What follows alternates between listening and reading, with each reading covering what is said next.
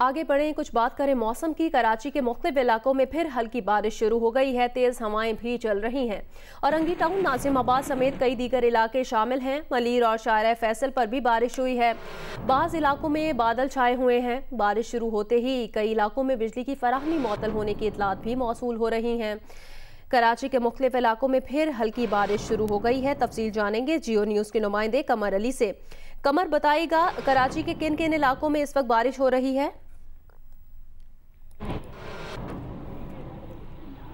जी, इस वक्त जो है वो Hasan square, federal B area, Orangi town के मुख्तलिफ इलाकों में हल्की और तेज़ बारिश हुई है। इस वक्त हम मौजूद हैं औरंगी टाउन के इलाके गुलफामाबाद में। यहाँ पर कुछ देर कबल तेज़ बारिश का सिलसिला जारी था। अब जो है बारिश रुक चुकी है, लेकिन औरंगी टाउन, गुलफामाबाद और अलीगढ़ का वो इलाका है कि बारिश तेज़ शुरू होते ही यहाँ के मकीन खौफजदा हो गए हैं, क्योंकि गुज़िश्ता रोज़ यहाँ पर गुलफामाबाद और अलीगढ़ के इलाके में बारिश के बाद जो है वो बरसाती नाला ओवरफ्लो होने से घरों में कई फिट पानी दाखिल हो गया था। इस वक्त पानी जो है इन इलाकों से निकल चुका है, लेकिन कीचड़ और गंदगी जो है बदस्तूर मौजूद है। शहरियों का कहना है कि यहाँ पर उनकी मदद के लिए कोई भी नहीं आया। अपने तौर पे जो है जब पानी की सतह नीचे हुई तो पानी जो है वो निकल गया था। उनका कहना था कि KMC, DMC कोई भी उनकी मदद के लिए नहीं आया। यही सूरताल जो है वो लियाकताबाद में गुजर नाला गुज़श्ता रोज़ ओवरफ्लो होने के बाद उससे मुत्तसिल रिहायशी आबादी की है। गलियों में पानी दाखिल हुआ है। शहरी घरों से बाहर नहीं निकल सकते। घरों में पानी दाखिल होने से लोगों की कीमती अशिया जो है वो तबाह हो गई हैं। शहरियों का ये कहना था कि बारिश रुकने के कई घंटे के बावजूद भी निकासी के लिए कोई भी नहीं आया। इसके अलावा KDA चौरंगी पर और साथ साथ जो है वो लंडी कोतल चौरंगी पर भी पानी खड़ा हुआ है। शहरियों को मुश्किलात पेश आ रही हैं। बारिश रुकने के बावजूद भी निकासी का काम नहीं किया गया। इसके अलावा अभी बारिश होने के बाद शहर में मुख्तलिफ मुकामात पर भी जो है वो पानी खड़ा हो गया है। गुज़िश्ता 2 रोज़ के दौरान जो है वो बारिश के बायस करंट लगने और दीवार गिरने के हादसात में 10 साला बच्चे समेत 10 अफराद जो हैं वो जाँ बहक हो गए हैं। तो बारिश के बाद 2 रोज़ के दौरान जिन इलाकों में पानी खड़ा था वहाँ पर अभी तक सफाई सुथरे का काम नहीं किया गया। गुलबहार का कश्मीरी मोहल्ला सबसे ज़्यादा मुतासिर था। वहाँ पर भी पानी तो उतर चुका है, लेकिन अभी तक वहाँ से कीचड़ और गंदगी उसे हटाने के लिए KMC का अमला नहीं पहुँचा। लोग काफ़ी अजियत में हैं। लोगों का कहना है कि घर से बाहर भी नहीं निकल सकते, ना ही घरों में दाखिल हो सकते हैं। घरों की टैंकों में जो पानी था वो भी जो है वो गटर का पानी उसमें दाखिल हो गया है। तो शहरियों का ये कहना था कि KMC काम शुरू करे, इंतज़ामिया नोटिस ले, ताकि जो है जो इलाके बारिश से मुतासर हुए थे अब वहाँ पर सफाई सुथराई का काम शुरू हो सके। जी, बहुत शुक्रिया काशिफ कमर अली, आपने तफसीलन अपडेट किया।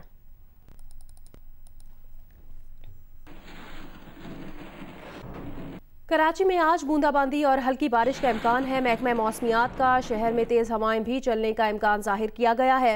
महकमा मौसमियात के मुताबिक दर्जा हरारत 35 डिग्री रिकॉर्ड किया गया। महकमा मौसमियात का हवा में नमी का तनासुब 78% है।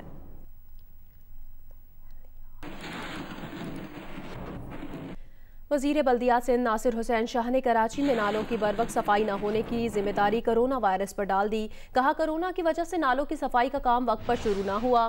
नालों की सफाई का 25 से 30% काम हुआ है, लेकिन हालात पहले से बेहतर हैं। प्रोग्राम शाहजेब खानजादा के साथ में गुफ्तगू में उन्होंने कहा, कराची में पहले जब बारिश होती थी तो तमाम बड़ी शाहराहें बंद हो जाती थीं। इस बार बहुत सी शाहराहों पर ट्रैफिक चलता रहा।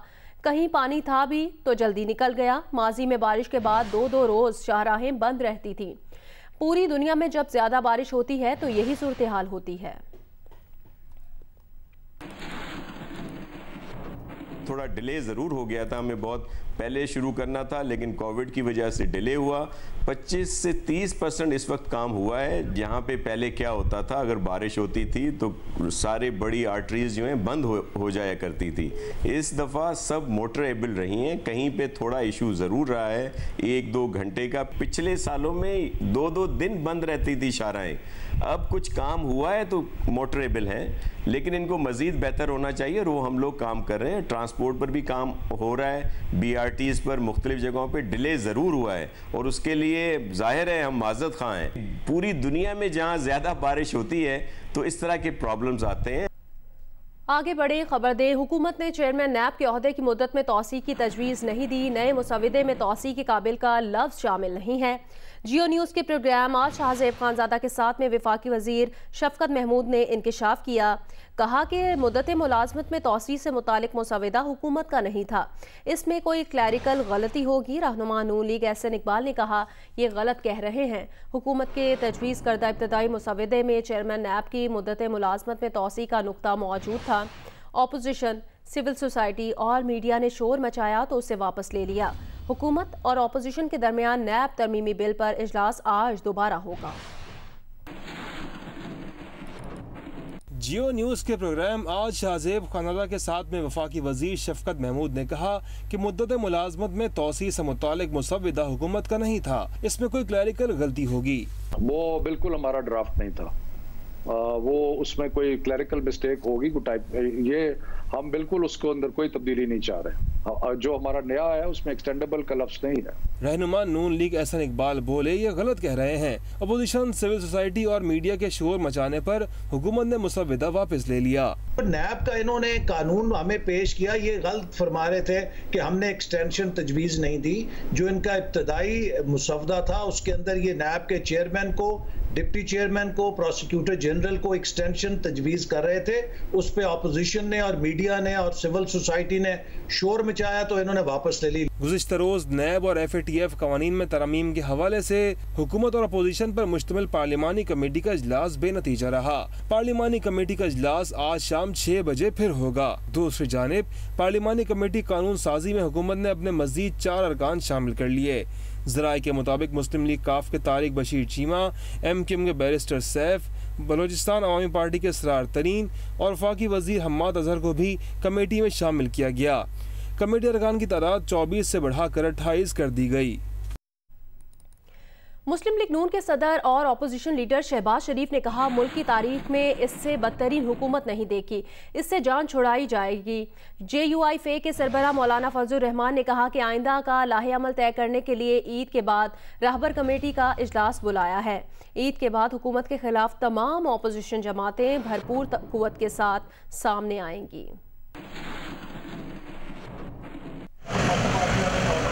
JUIF के सरबराह मौलाना फजलुर रहमान की मुस्लिम लीग नून के सदर शहबाज शरीफ से उनकी रिहाइशगाह पर मुलाकात के बाद दोनों रहनुमाओं ने इस बात पर इत्तफाक किया कि हुकूमत हर हवाले से नाकाम हो चुकी है, इससे जान छुड़वाने का वक्त आ गया है। पाकिस्तान की तारीख में इससे बदतरीन गवर्नेंस ना अवाम ने पहले कभी देखी और इंशाअल्लाह खुदा करे कि आइंदा कभी इस तरह की एक बैड गवर्नेंस देखने में ना आए। मौलाना फजलुर रहमान ने कहा कि कोरोना के बाइस मुल्क की सियासत में जमूद सा आया, उसको तोड़ना है। ऑल पार्टीज कॉन्फ्रेंस में तमाम अपोजिशन जमातें यकसा तौर पर भरपूर कुव्वत के साथ मैदान में आएंगी। ये जो हरबे हैं, नेब का हरबा एहतसाब के नाम पे, ये अब हरबे ही हैं, इसकी कोई हैसियत नहीं है और हम इन तमाम इक़दामात को और हरबों को एक इंतकामी सियासत तस्वुर करते हैं। दोनों रहनुमाओं का कहना था कि रहबर कमेटी का फौरी इजलास तलब किया है, जिसमें तमाम अपोजिशन जमातें मुकम्मल मरबूत प्रोग्राम पेश करेंगी।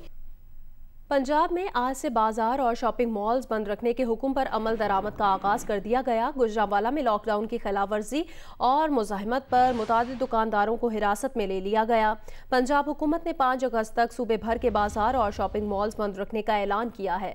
ताजिरों ने हुकूमत का फैसला मानने से इनकार कर दिया। आज तमाम रिटेल मार्केट्स खुली रखने का ऐलान किया है। पंजाब में 8 से 5 अगस्त तक तमाम कारोबारी मराकज़ बंद रहेंगे। सख्त लॉकडाउन पर अमल दरामद यकीनी बनाया जाएगा। फैसले पर अमल दरामद के सिलसिले में गुजरांवाला में सेटेलाइट टाउन और मॉडल टाउन और पीपल्स कॉलोनी मार्केट समेत अंदरूनी शहर की मुख्तलिफ मार्केटें बंद करवा दी गयी। मार्केटें और बाजार बंद कराने का फैसला गुज़िश्ता रोज वजीर कानून पंजाब राजा बशारत की ज़ेर सदारत होने वाले काबीना कमेटी बराए इंसदाद कोरोना के इजलास में किया गया। वजीर इत्तलात फयाजुल हसन चौहान का कहना था कि 5 अगस्त तक ईद उल फितर वाले SOPs का नफाज इस ईद पर भी होगा। थिएटर, रेस्टोरेंट्स और तफरीह मुकामात खोलने का मामला मुहर्रमुल हराम के बाद ज़ेर बहस लाया जाएगा। उनका कहना था कि लॉकडाउन के दौरान मेडिकल, ग्रोसरी स्टोर, ट्रांसपोर्ट और दफातर खुले रहेंगे। उधर लाहौर, मुल्तान और लोधरा समेत पंजाब की मुख्तलिफ ताजी तंजीमों ने पंजाब हुकूमत के लॉकडाउन को मुस्तरद कर दिया। आल पाकिस्तान अंजुमन ताजरान इसको मुस्तरद करती है और हम अपना कारोबार खोलेंगे पंजाब भर के ताजर। कहते हैं ईद से पहले लॉकडाउन किसी सूरत कबूल नहीं। पंजाब में आज तमाम कारोबार खोले जाएंगे। सिंध की मवेशी मंडियों में अब सुबह 7 से रात 11 बजे तक कारोबार किया जा सकेगा। हुकूमत सिंध ने नोटिफिकेशन जारी कर दिया। कमिश्नर कराची का कहना है कोरोना SOPs के तहत ईद पर शहर के तमाम तफरीही मकामात बंद रहेंगे। National command and operation centre के फैसले के तनाजुर में सूबाई हुकूमत ने मवेशी मंडियों में कारोबारी औकात कार बढ़ा दिए हैं। नोटिफिकेशन के मुताबिक मवेशी मंडियों में सुबह 7 बजे से रात 11 बजे तक कारोबार करने की इजाज़त होगी। पेशावर में आटे की कीमतों में इजाफे पर रोटी की कीमत भी 10 रुपये से बढ़ाकर 15 रुपये कर दी गई। तफसील बताएंगी नादिया सबूही। जी, पेशावर में इस वक्त नानबाइयों ने रोटी की कीमत में यकदम 5 रुपये का इजाफा किया है। नानबाइयों का ये कहना है कि आटे की कीमतें चूँकि ज़्यादा होती जा रही हैं दिन ब दिन, इसलिए वो रोटी कम कीमत में फ़रोख्त नहीं कर सकते। पेशावर में 2 तरह की रोटियां मिल रही हैं। एक वो रोटी है जो हुकूमत का निर्फ मुकर्रर किया गया 10 रुपये, उसके मुताबिक कुछ तंदूरों पे बिक रही है, लेकिन उसमें रोटी का जो वज़न है वो तकरीबन 100 ग्राम कर दिया गया है। जबकि दूसरी जानिब अगर ये अपनी मनमानी कर रहे हैं और 15 रुपये में रोटी फरोख्त कर रहे हैं तो उसका जो वज़न है वो तकरीबन 150 ग्राम किया गया है, जिस पर इनका ये कहना है कि इनको आटे की 85 किलो की जो बोरी है वो 500 रुपये महंगी मिल रही है। पहले वो 4,500 की थी, उसके बाद होते होते अब वो 5,500 से भी ऊपर हो चुकी है, जिस पर ये सस्ती रोटी जो हुकूमत इनको नर्फ बता रही है उसके मुताबिक फरोख्त नहीं कर सकते। जी, ईद उल अजहा पर सक्खर एयरपोर्ट के अतराफ की आबादियों में सफाई सुथराई की नाक़िस सूरत हाल के बायस तैयारों को आमदोरफ्त में खतरात का सामना रहता है। एयरपोर्ट इंतजामिया ने ईद कुर्बान के दौरान जिला इंतजामिया को सफाई की सूरत हाल यकीनी बनाने के लिए खत भी लिख दिया है। रिपोर्ट करेंगे यासिर फारूकी। सक्खर एयरपोर्ट के अतराफ में अराई टाउनशिप, बशीराबाद समेत दीगर रहायशी इलाकों में जिले इंतजामिया की जानिब से हर साल ईद कुर्बान पर सफाई सुथराई के इंतजाम को मुकम्मल नजरअंदाज किया जाता है, जिसके बायस हवाई जहाज़ों को टेक ऑफ और लैंडिंग के वक्त किसी भी हादसे का खदशा लाहक रहता है। जानवरों की जो आलाइशें हैं वो कई अरसे तक पड़ी रहती हैं। बराबर एयरपोर्ट है, एयरपोर्ट में जहाज लैंडिंग करता है, पराज करता है, तो उसमें भी खतरा हो सकता है परिंदों की वजह से। ईद उल अजहा पर अतराफ के इलाकों में सफाई सुथराई की सूरत हाल को यकीनी बनाने के लिए सक्खर एयरपोर्ट इंतजामिया की जानिब से जारी करदा लेटर की रोशनी में डिप्टी कमिश्नर राना अदील ने म्युनिसिपल कॉर्पोरेशन को अहकाम जारी किए हैं कि आलाइशें और गंद कचरा बर वक्त उठाया जाए। आलाइशें एक तो ये कि उनको एक जगह जमा ना होने दिया जाए, जहाँ पे भी हैं उनको फौरी तौर पे तलब किया जाए। एयरपोर्ट से दूर दराज इलाके जो हैं वहाँ पे उनको फेंका जाए ताकि हवाई जहाज जो है वो उनसे महफूज रह सकें। सक्खर एयरपोर्ट के अतराफ में रहायश पजीर अफराद का कहना है कि जिला इंतजामिया को सिर्फ ईद के अय्याम में नहीं बल्कि मुस्तकिल बुनियादों पर सफाई के निज़ाम को दुरुस्त करने की ज़रूरत है। कैमरामैन उसामा तलत के साथ यासिर फारूकी, जियो न्यूज़, सक्खर। मिस्र में सोशल मीडिया पर नाजेबा वीडियोस पोस्ट करने के जुर्म में 5 नौजवान खवातीन को 2 साल कैद और 3 लाख मिस्री पाउंड जुर्माने की सजा सुना दी गई। मिस्री अदालत ने खवातीन को सोशल मीडिया पर मिस्री मुआशरे की इक़दार और रिवायात पामाल करने और नाजेबा वीडियो से अवामी जज्बात मजरू करने के जुर्म में सजा सुनाई। इंग्लैंड में क्रिकेट सीरीज की तैयारी में मसरूफ पाकिस्तानी क्रिकेट टीम के असासों को जब्त करने का खदशा है। रियासत पाकिस्तान और नैब के खिलाफ मुकदमा जीतने वाली बरतानवी कंपनी ब्रॉडशीट LLC ने पाकिस्तान क्रिकेट टीम के असासों पर कब्जे की धमकी दे दी। लंदन में ब्रॉडशीट के बानी ने जियो न्यूज से गुफ्तगू में पाकिस्तानी हुकूमत को खत लिखने की तस्दीक कर दी। कहा कि वो लंदन हाई कोर्ट में दरखास्त देने का इरादा रखते हैं कि बेलिफ्स को इजाजत दी जाए कि वो पाकिस्तान क्रिकेट टीम के असासे जब्त करें। हुकूमत पाकिस्तान के वकील एलन एंड ओवरी को भेजे गए खत में कंपनी का मौकफ है कि पाकिस्तान क्रिकेट टीम केस हारने वाली पार्टी का असासा है और टीम की रकम और टीम के असासे अब मुद्दई कानूनी चाराजोई के लिए इस्तेमाल कर सकता है। रियासत पाकिस्तान और नैब अवार्ड की रकम अदा करने में नाकाम रहे हैं जो $33 मिलियन से जायद है। खत में 2 दिन की मोहलत देते हुए पाकिस्तान के वकील से कहा गया है कि अगर वो इस पोजीशन से मुत्तफिक नहीं है तो उन्हें जल्दी जवाब देना चाहिए। दूसरी जानिब लंदन हाई कोर्ट ने जियो न्यूज को बताया कि अभी तक बाकायदा तौर पर ब्रॉडशीट की जानिब से दरख्वास्त नहीं मिली। जज हकाइक देखकर इस बात का फैसला करेंगे। ब्रॉडशीट को इस बात पर कोर्ट को मुतमईन करना होगा कि पाकिस्तान क्रिकेट टीम पाकिस्तान का नेशनल एसेट है। मीर शकील उर रहमान की गिरफ्तारी के खिलाफ मुल्क गिर एहतजाज का सिलसिला जारी है। कराची में आज़ादी गली जंग हेड ऑफिस के बाहर एडिटर इन चीफ जंग जियो ग्रुप मीर शकील उर रहमान की रिहाई के लिए मुजाहरा किया गया। मुजाहरे में railway workers union, secretary general एपनिक, the news employees union, CBA के जनरल सेक्रेटरी और जावेद प्रेस समेत दीगर मुलाजमीन भी शरीक हुए। मुजाहिरीन से खिताब करते हुए रेलवे वर्कर्स के रहनुमा अमजद अली खान ने कहा कि मीर शकील उर रहमान की गिरफ्तारी हक और सच पर हमला है। रेलवे वर्कर्स यूनियन को जंग और जियो से इजहार यकजहती करते हुए ट्रेनें रोकना पड़ी तो रोक देंगे। मुजाहिरीन से सेक्रेटरी जनरल एपनिक शकील यामिन कांगा, दारा जफर समेत दीगर मुकर्ररीन ने भी खिताब किया। मीर शकील उर रहमान की रिहाई के लिए रेलवे मजदूर महाज के तहत कराची सिटी स्टेशन पर भी मुजाहरा किया गया। मुजाहरे से रेलवे वर्कर्स रहनुमा मंजूर रजी, राव नसीम और दीगर रहनुमाओं ने खिताब किया। रावलपिंडी में मीर शकील उर रहमान की गिरफ्तारी के खिलाफ एहतजाज जारी रहा। जंग बिल्डिंग के बाहर आज़ादी गली में नून लीग के रहनुमा इम्तियाज़ ताजी का कहना था कि पूरी दुनिया में मीर शकील उर रहमान की बेगुनाही के चर्चे हैं। सीनियर सहाफ़ी नासिर चिश्ती का कहना था कि नैब रवैये पर अब मुल्क और मुल्क से बाहर तनकीद की जा रही है। आसिफ अली भट्टी ने कहा कि जंग और जियो न्यूज़ के वर्कर्स के हौसले मीर शकील उर रहमान की तरह बुलंद हैं। सीनियर मैगजीन एडिटर फारूक अकदस का कहना था कि जंग और जियो न्यूज़ जैसे इदारों को सरनिगू नहीं किया जा सकता। Chairman editorial committee Hanif Khalid ने कहा कि अपोजिशन के साथ अब हुकूमत के इत्तेहादी भी सहाफ़त से जंग के खिलाफ हैं। मीर शकील उर रहमान की गिरफ्तारी के खिलाफ लाहौर डेविस रोड पर एहतजाज किया गया।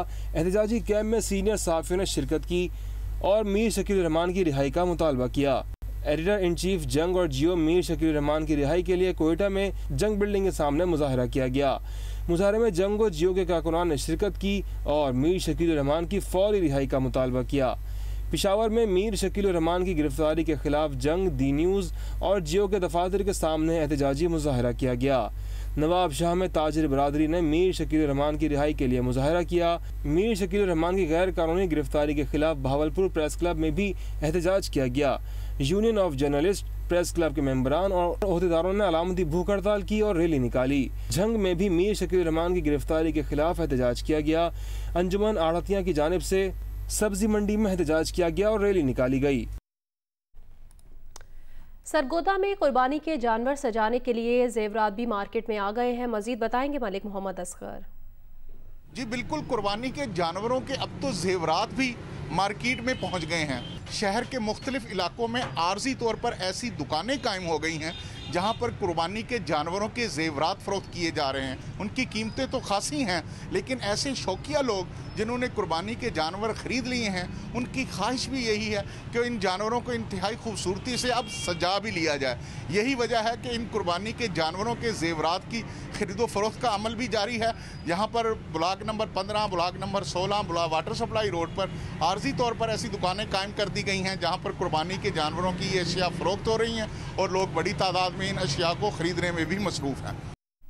स्वाति मेंढे कामोकी की मवेशी मंडी पहुंच गए हैं। इस स्वाति मेंढे को बंदूक क्यों कहा जाता है, बताएंगे जियो न्यूज़ के नुमाइंदे अब्दुल नासिर शेख। गजाली आंखें, लंबी दुम, हिरन जैसी कलाचें और गोली जैसी रफ्तार वाले स्वाति मेंढे कामों की मवेशी मंडी में पहुंचे तो कई रोज से उनकी आमद के मुंतजिर खरीदारों ने भी मंडी का रुख कर लिया। खरीदारों का कहना है कि खालिस गजा की वजह से बंदूक नामी मेंढे का गोश्त निहायत लजीज होता है और इसकी कीमत भी दूसरे मेंढों से कम होती है। जब ये दौड़ता है, भागता है, गोली की मायने कुर्बानी के लिए बंदूक नामी जानवर लिया है और इसका गोश्त लजीज और अच्छा होता है। हर साल यही लेते हैं और दूसरे जानवरों की निस्बत ये जानवर सस्ता भी मिलता है। व्यापारियों का कहना है कि बुनियादी तौर पर सवात की चरागाहों में पलने वाले ये मेंढे जंगली बूटियों और घास में उगने वाले फूल खाते हैं। सेहतमंद और पहाड़ों में परवरिश पाने की वजह से ये मेंढे फुर्तीले भी होते हैं। सवात में तो इस नस्ल को गढ़ कहा जाता है, लेकिन गोली जैसी रफ्तार की वजह से जिला गुजरांवाला में इसे बंदूक कहा जाता है और बंदूक के सबसे ज्यादा कदरदान कामोकी में पाए जाते हैं। अब्दुल नासिर शेख, जियो न्यूज़, कामोकी।